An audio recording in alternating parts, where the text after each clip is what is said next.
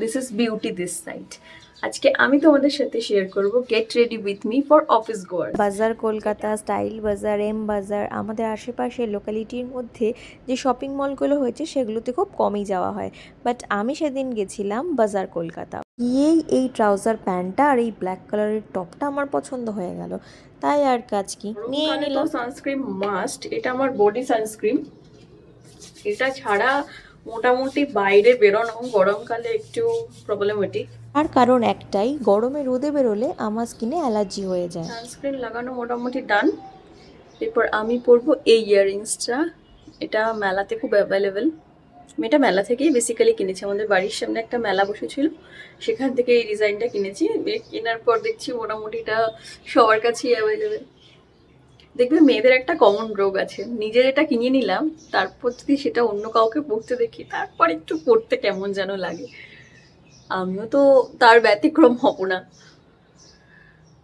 Just স্নান করে বেরিয়েছি, সেই জন্য একদম চুলটা পুরো ভেজা। তো এখন আর সেরকম কিছু করবো না। বেরোনোর আগে সিরাম কিন্তু মাস্ট।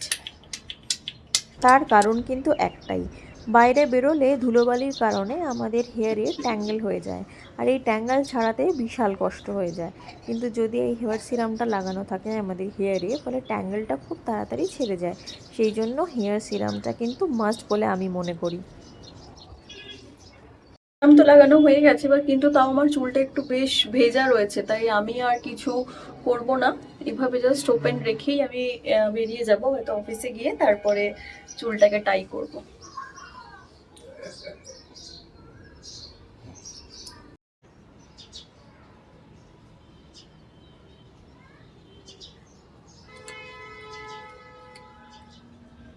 রেডি। এটাই ছিল আমার বাজার কলকাতা থেকে নেওয়া ট্রাউজার আর টপের get ready with me blog. আমি অন্য আরেকটা ট্রাউজার আর টপের সেট কিনেছি, তবে সেটা অফিসিয়াল ওয়্যার নয়, সেটা জাস্ট আ ক্যাজুয়াল ওয়্যার। এটা আমি তোমাদের সাথে নেক্সট অন্য কোনো ভিডিওতে অবশ্যই শেয়ার করব। হ্যাঁ, তবে তোমরা কিন্তু জানাতে ভুলো না এই লুকটাতে আমাকে কেমন লাগছে। আজকে বাই বাই, দেখা হবে নেক্সট কোনো ভিডিওতে।